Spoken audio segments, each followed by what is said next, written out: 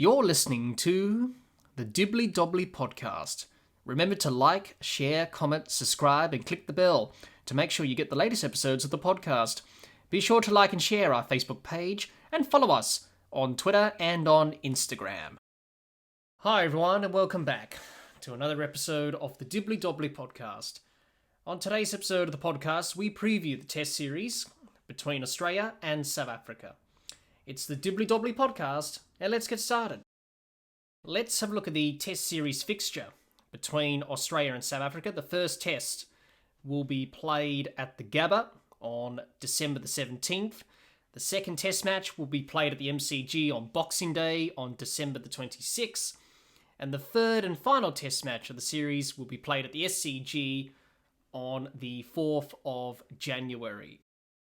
Let's have a look at the test stats between Australia and South Africa. Head-to-head in test matches overall, Australia lead 52 to South Africa's 26. Both teams' record in Australia in test matches, Australia lead 21 to South Africa's 10. Leading run scorer, Ricky Ponting with 2,132 runs. Leading wicket taker, Shane Warne with 130. Most dismissals, Mark Boucher with 66. Most catches, Ricky Ponting with 35. Most matches, Jock Cullis with 28. And the first test match between Australia and South Africa was back in 1902. Let's have a look at both Australia's and South Africa's test squads. Let's have a look at Australia's test squad and talk about some of the challenges facing Australia in this test series against South Africa. Now, Australia have announced their squad for the first test match of this series against South Africa. So the first test squad for Australia is Cummins, Boland, Carey, Green, Harris, Head, Khawaja, Labuschagne, Lyon, Morris, Nessa, Smith, Stark, and Warner. And that's the squad that Australia have announced for the first test match of this series against South Africa. Now, obviously, the biggest omission from the squad is Josh Hazlewood. He's missing out the first test due to injury. Hopefully, Josh Hazlewood will be back for the second test match, which will be Boxing Day at the MCG. But Australia, this is a pretty good squad that they've announced for the first test, a pretty strong squad, and it's going to be interesting to see how they play in this series. But Australia, definitely this series against South Africa is going to be their biggest test of the summer. The West Indies series wasn't much of a challenge, but good preparation leading into this series against South Africa. And obviously Australia coming off full of confidence and coming off a good win, a good series win over the West Indies, winning 2-0. So they're full of confidence heading into this test series against South Africa. The team's performing well with both bat and ball, and they'll be looking to try and win this series and finish off the Australian summer on a high. Now, Australia have lost the last 3 test series to South Africa in Australia. 2008-9, they lost 2-1. 2012-13, they lost 1-0. 2016-17, they lost 2-1. So that just tells you a story that South Africa have been very dominant in Australia, and Australia haven't really performed well against South Africa when it comes to test series in Australia. But 2022-23, Australia will be looking to buck the trend and looking to win a series against South Africa at home for the first time since 2006-07. Now, in that series, Australia won 2-0 back in 2006-07. That was the last series win that Australia had in a test series against South Africa at home. So Australia looking to buck the trend and looking to win this series. Obviously, the last series that Australia played against South Africa, as we all know, was the infamous series in South Africa in 2018, which included the ball tampering saga in Cape Town. Australia lost that series 2-1. So Australia will be very determined to try and close the chapter on what happened in Cape Town if they do win this series against South Africa. Sort of closing the chapter on that and moving on to the future. So Australia very determined to do well in this series. Now let's talk about the batting and talk about some of the challenges that will face the Australian batters in this series against South Africa. Now, Australia's batting is performing well, scoring runs, and more importantly, their key batters are in good form. To name a few, Marnus Labuschagne, Steve Smith, Travis Head had all good series against the West Indies recently. So it's a very good sign that Australia's key batters in particular are in form, scoring runs, full of confidence going into this series against South Africa. Now, the Australian batters will have a tougher challenge facing South Africa's pace attack in Rabada, Ngidi, Nortje and Janssen. They will have to earn their runs in this series, unlike against the West Indies, where the West Indies attack was quite poor and weakened, whereas this South African pace attack is quite a very good attack, full of quick bowlers, and definitely the Australian batters will have to be on their game in this series to score runs against them. So they'll have to earn their runs, and that will be one challenge. How do they go about scoring runs against this quality attack from South Africa? Some question marks, a couple of question marks over a couple of batters. David Warner in particular, a lot of outside noise and pressure. Now, David Warner, as we all know, what happened in Cape Town, the infamous test match in Cape Town with the ball tampering saga. David Warner has had a lot of things said to him in the lead up to this series, and that was bound to happen. So he's under pressure after what's happened with his leadership ban, not going through with the appeal or whatever, and South Africa coming out here, him playing the series. Obviously, Steve Smith will cop the same as well. So for David Warner, he's under a lot of pressure. Had a quiet series against the West Indies, but he'll be determined to prove a point and show that he's still got it. So he's under pressure heading into this series. So hopefully for Australia, he can score some runs at the top of the order, opening the batting with Usman Khawaja, and hopefully have a good series on his point of view in terms of sort of the scrutiny that he's been under of late. So it'll be interesting to see how David Warner goes. How does he deal with the pressure? How does he deal with all this outside noise and pressure and people criticizing him and people, still, not happy about what happened 4 years ago, obviously. So it'll be interesting to see how he goes in this series in terms of dealing with that. The other question mark is Cameron Green, of course. Cameron Green didn't look like himself in the second test against the West Indies in Adelaide. He struggled a bit, especially in the second test, as I mentioned. So for Cameron Green, coming into this series against South Africa, he'll be tested up against South Africa's quick bowlers, of course. But I think for Cameron Green, he's got a lot of potential, a lot of promise. I think for Cameron Green, it's just about going out there with a clear mind and just go out there and try and bat and think about batting, nothing else.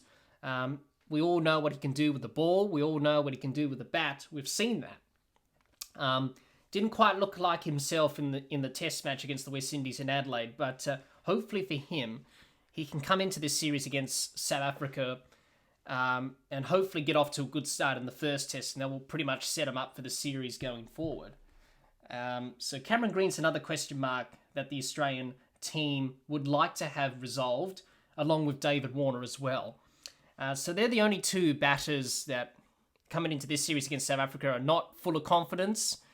So they'll be hoping to get some confidence as the series progresses. Now for Australia, they've got to do the basics well with the bat in this series.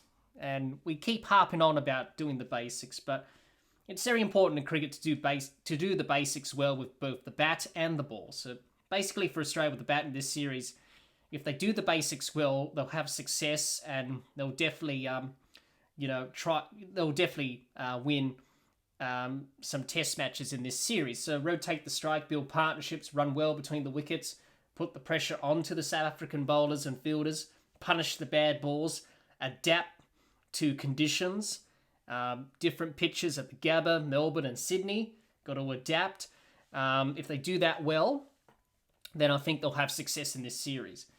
So very important for Australia to do the basics well. And they did the basics well against the West Indies, and we saw what happened there. They were able to post big scores in the first innings and have success. So if they do that against South Africa, up against their pace attack, I think they'll be all right.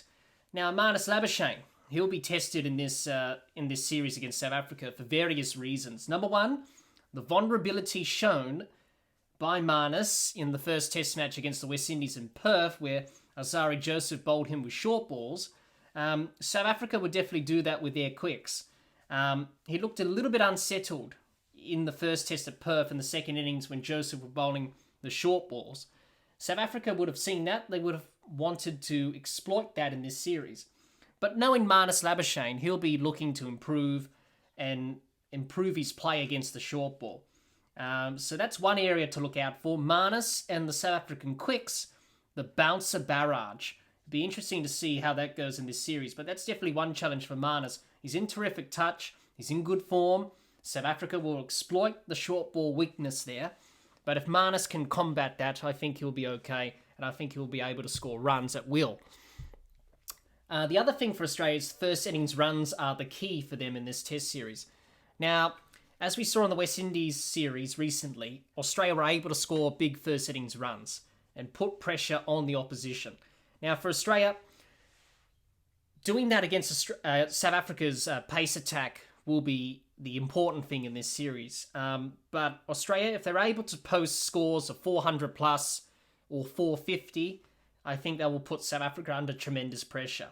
As we know with South Africa, and we'll talk about that when we talk about South Africa's batting later on in this episode, is that their batting is quite vulnerable. It's inexperienced.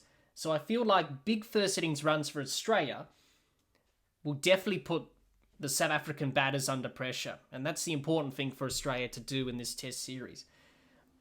Apart from that, there's nothing much to add on to the batting challenges for Australia. I think they've pretty much got all bases covered. Key batters are in form, which is good going into a big series like this.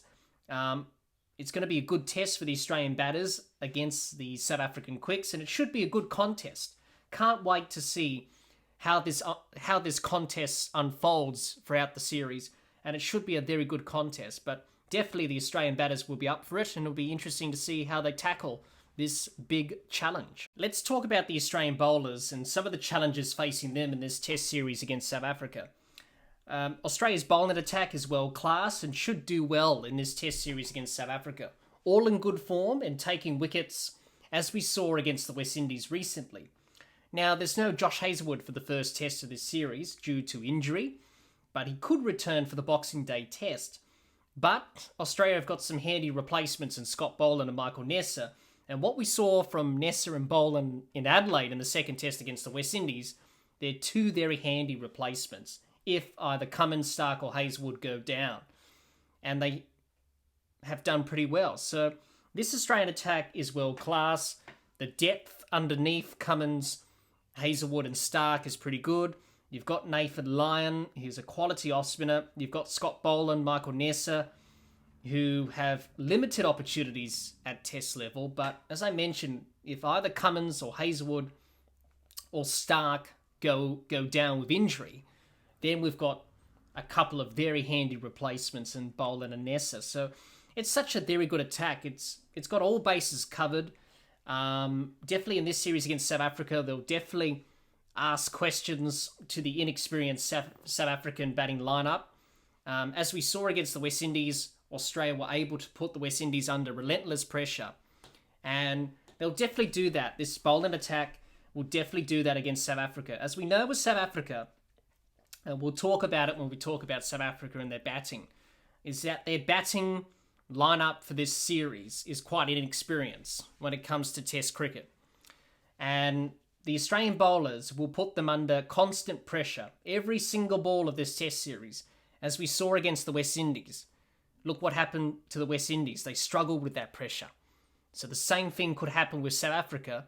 They could struggle with the pressure being applied by the Australian bowlers, and it's probably going to be a very challenging series for them to try and combat the Australian bowlers.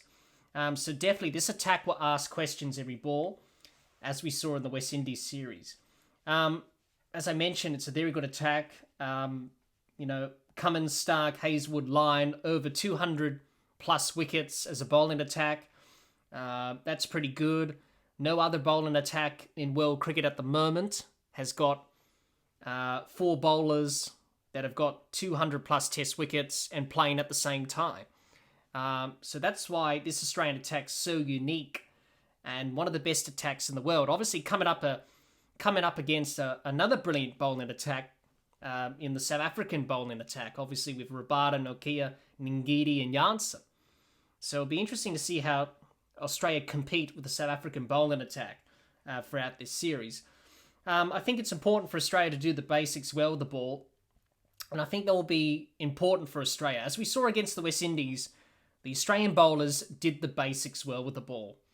And if you do the basics well with either bat or ball in the game of cricket, you will have success, it will lead to success, and it will lead to the team winning more games than losing games. So the Australian bowlers, important for them to maintain the standards, maintain the discipline, and do the basics well with the ball. So that's bowling dot balls to build pressure onto the South African batters. That includes maiden overs as well. Bowling partnerships, back up the pressure from both ends. Execute their plans and skills with the ball. And adapt to the conditions and bowl to the conditions in front of you. 3 different pitches in this series. The Gabba, bounce and pace. Melbourne's different. Sydney's different. So adapting to the conditions and bowling well to the conditions is important. And as I said, bowling consistent lines and lengths. And we saw that from Australia against the West Indies. They were relentless in their lines and lengths, just putting the ball on the same spot, ball after ball, challenging every single ball to the batters. And they'll definitely do that against the South African inexperienced batting lineup in this series. They'll definitely test them every ball of this series. So they should do well, this Australian attack. Can't wait to see what they can do in this test series against South Africa. It should be exciting and hopefully many wickets for the Australian bowling attack in this series against South Africa. Let's have a look at South Africa's test squad and talk about some of the challenges facing South Africa in this test series against Australia. So South Africa's test squad for this test series against Australia is Elgar, Bavuma, Coetzee, De Bruyn, Irvi, Harmer, Janssen, Klaasen, Maharaj, Ngidi, Nokia, Rabada, Van der Dussen, Verene, Williams, and Sondo. That's the South African test squad for this test series against Australia. Now, for South Africa, they will be looking to win their 4th straight test series in Australia. And they've won the last 3 series in Australia. 2008-9, they won 2-1. 2012-13, they won 1-0. The last series in 2016-17 in Australia, they won 2-1. So they'll be looking to win their 4th straight test series in 2022-23. But this South African team is different to those teams who have come before to Australia. They will come up against an in-form Australian team who have been playing some good cricket and are a settled side. And you have a look at this South African test squad, there are only 4 players that have toured Australia previously. That's Dean Elgar, the captain, Kahisa Rabada, Temba Bavuma, and Kesh Maharaj. All of them have played in Australia. The rest of the squad, this will be their first time playing a test series in Australia. So it's going to be very difficult and a different challenge for the rest of the players in the squad, apart from Elgar, Rabada, Bavuma, and Maharaj, actually playing a test series in Australia or a test match in Australia. But as we've mentioned many times before, South African and Australian conditions are very similar with pace and bounce. So for those players who haven't toured Australia before, the conditions are similar to South Africa. So they'll probably feel right at home and they'll probably say, you know what, it's quite similar to what we get back in South Africa. So they'll have no problems adapting to conditions there. As we know, South Africa have an excellent bowling attack of Janssen, Ngidi, Nokia, Rabada. They've also got a quality spinner in Maharaj to complement the attack nicely. But the main problem for South Africa is the inexperienced batting lineup. And they will be tested against Australia's quality bowling attack. And that's probably the one weakness that the South African team have. Their bowling is their strength, their batting is their weakness. And let's talk about the batting and talk about some of the challenges that will face the batting lineup in this series for South Africa against Australia. Now, South Africa, as we mentioned, inexperienced batting lineup when it comes to Test cricket and playing experience in Australian conditions. But as we mentioned, should feel right at home here in Australia, similar conditions to South Africa. The biggest challenge and the biggest test for South Africa's batters is how to score runs up against Australia's quality bowling attack. That will be the biggest challenge for them. How they're going to go about scoring runs. You have a look at this South African batting lineup, and you have a look at the stats. Dean Elgar is the highest averaging batter that South Africa have in this side. He's averaging 38. The second best is Timber Vuma with 34, and the third best is Rassie van der Dussen, who's averaging 32. They're the only three batters that South Africa have in this side averaging 30 plus.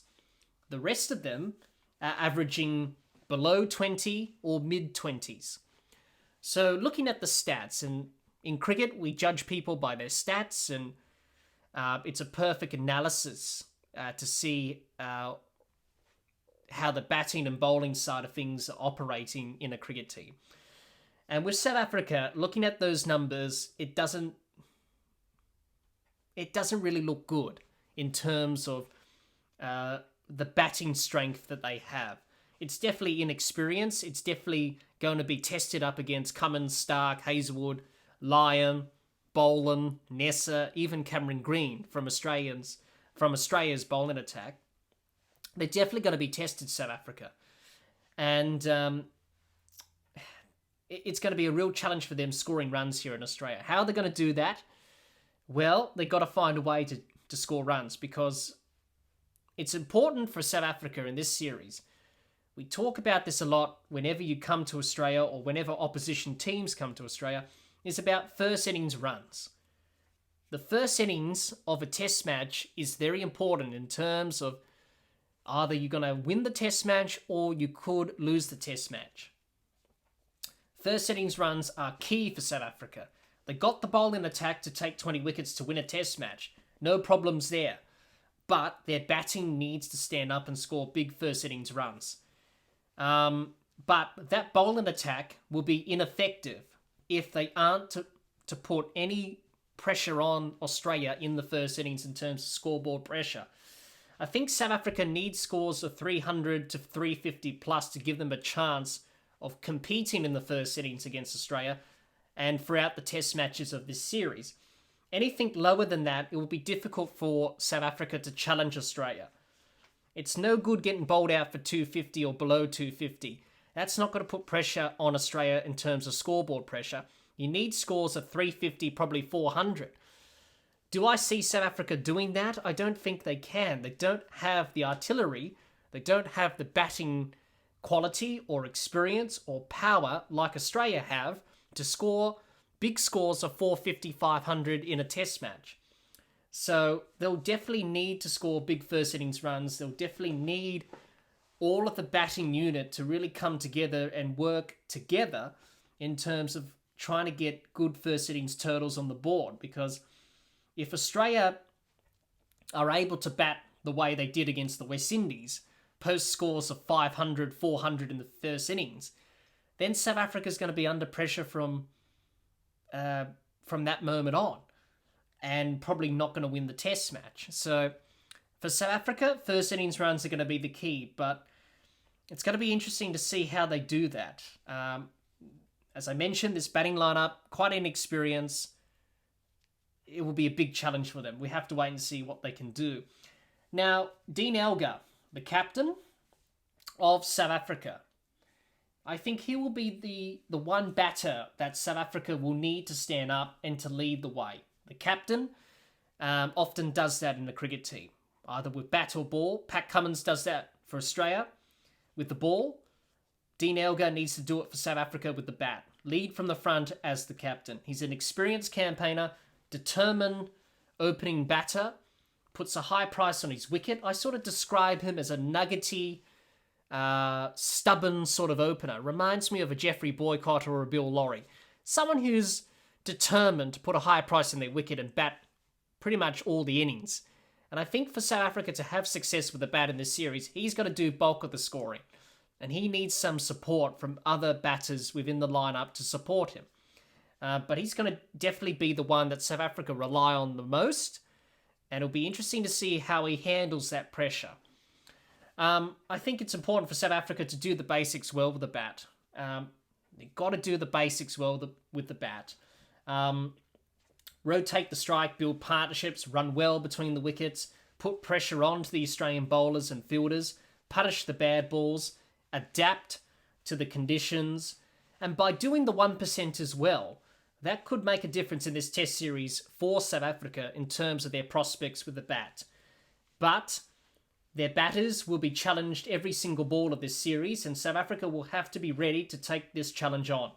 And it'll be an interesting challenge, and it'll be interesting to see how they go about this in this test series against Australia. Let's talk about the South African bowling attack and some of the challenges that will face the South African bowlers in this series against Australia. Now, South Africa have a world-class bowling attack. Kahisa Rabada, Nokia, Ngidi, Janssen. It's a pretty good attack. And they also have a handy spinner in Maharaj, which helps as well. They have extreme pace and will pose questions to the Australian batters throughout this series. Similar conditions to South Africa, pace and bounce, and they'll feel right at home here in Australia and can't wait to bowl on these pitches in this test series. They can definitely take 20 wickets, this bowling attack. They're capable of doing that.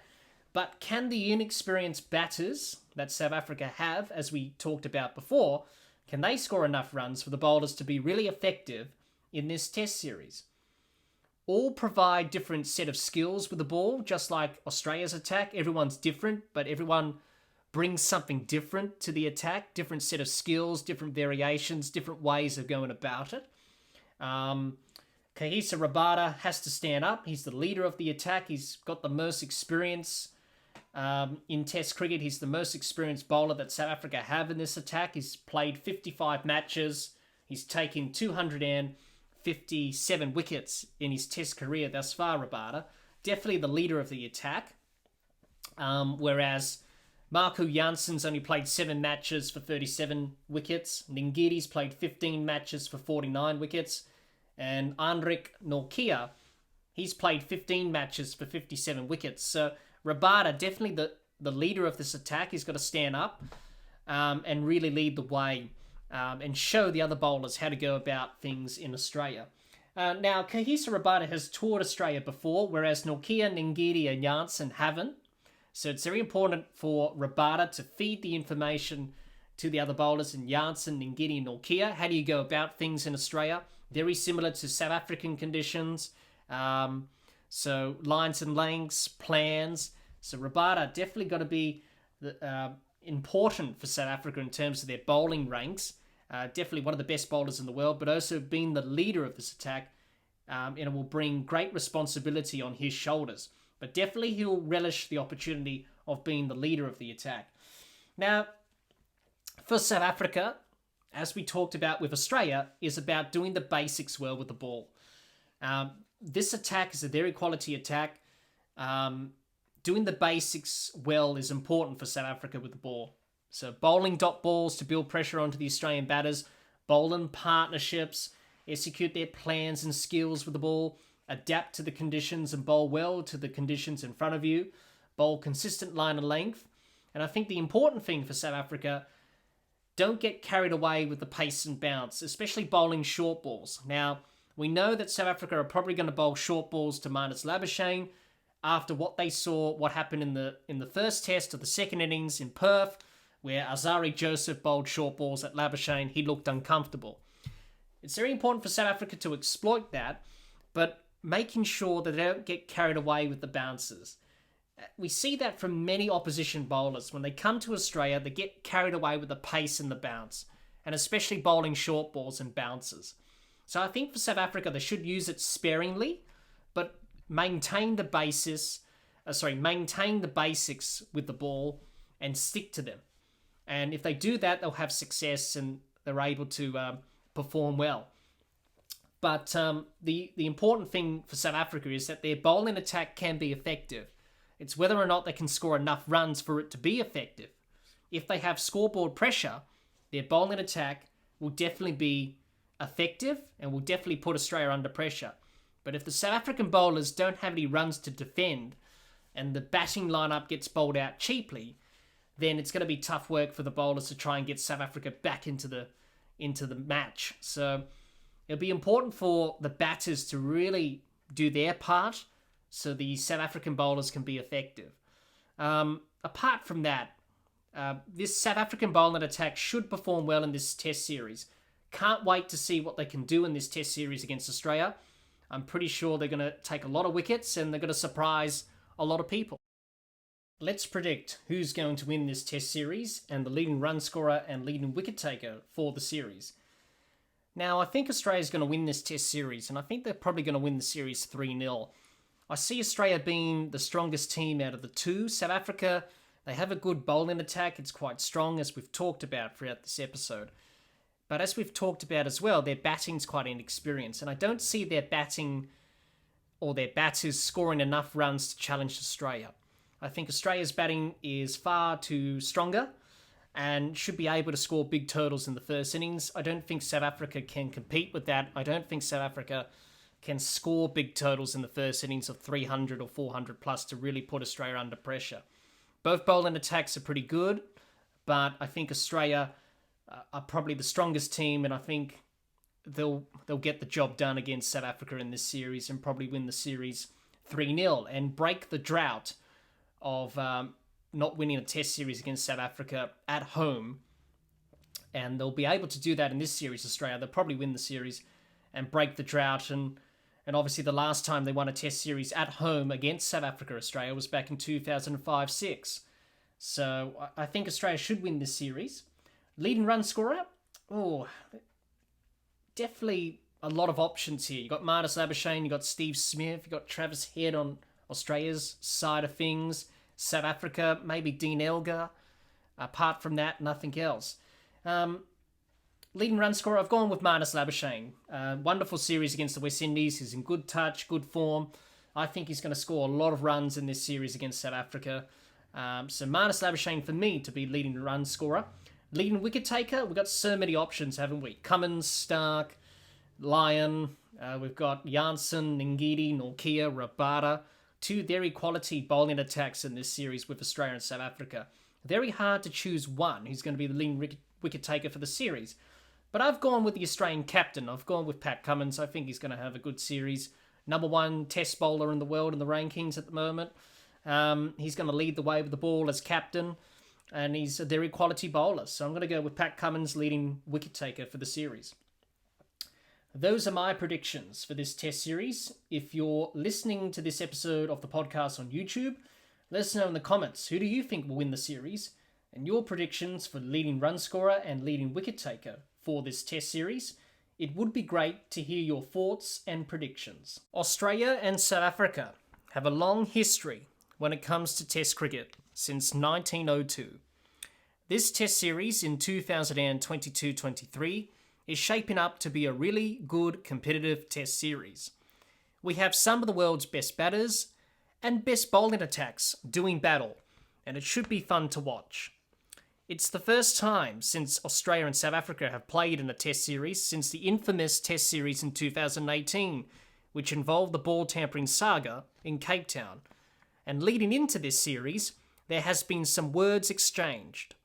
Also, this series will provide us with a preview of a potential World Test Championship final between Australia and South Africa, as they are favourites to play in that final next year at the Oval.